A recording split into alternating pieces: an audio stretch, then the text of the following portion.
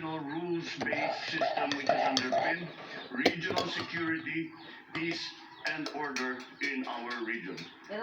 On the South China Sea, I reaffirm the Philippine commitment to the peaceful resolution of disputes and advocated for a rules-based maritime order anchored on 1982 UNCLOS. I believe that the summit was a success and that it charted the new directions that were initiated by President Widodo and with the concurrence of all the member states. And many new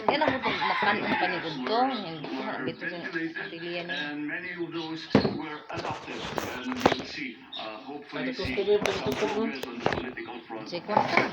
Dagang kakuyan mo kanina do? Dagang kakuyan mo kanina? Eh, sige na lang, balag Jill. Sige na. Ha? Pati mo sudan?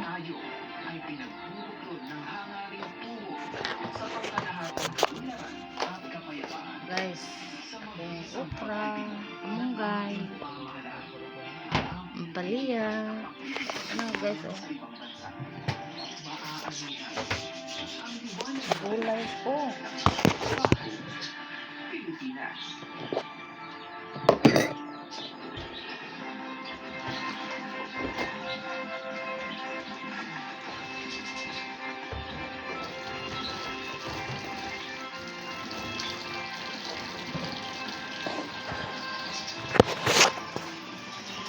Guys, oh.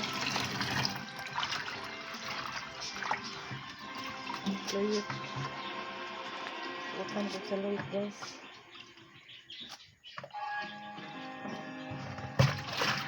Ako si Labi niya.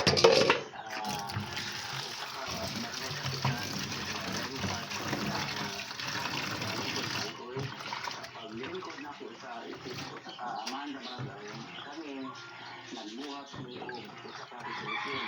Pero dali na sa pagpangayo ug sa katangke. Panahon sa mga maabot ang yatang sa Ito papa ni uli niya, ha? Ito babaw itong bigat.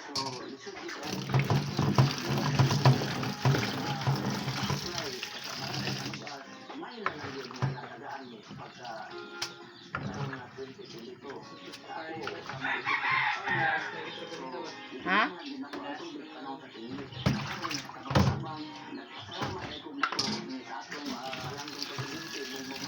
Sila, Aaron. Aaron. Sila, gingon.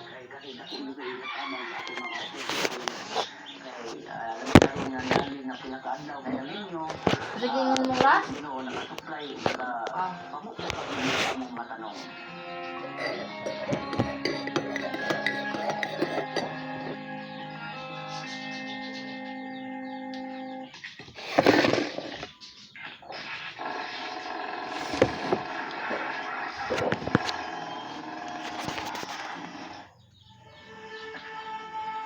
First time kong narinig yung Drone Lord, 2020-2019. Siyempre po, natingin mo nang iisipin, Drone Lord, matangkad.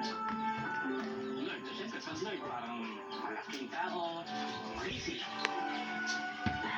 Katawan, ika Lord. Unang tingin, parang kaya nilang paniwalaan. Okra, guys.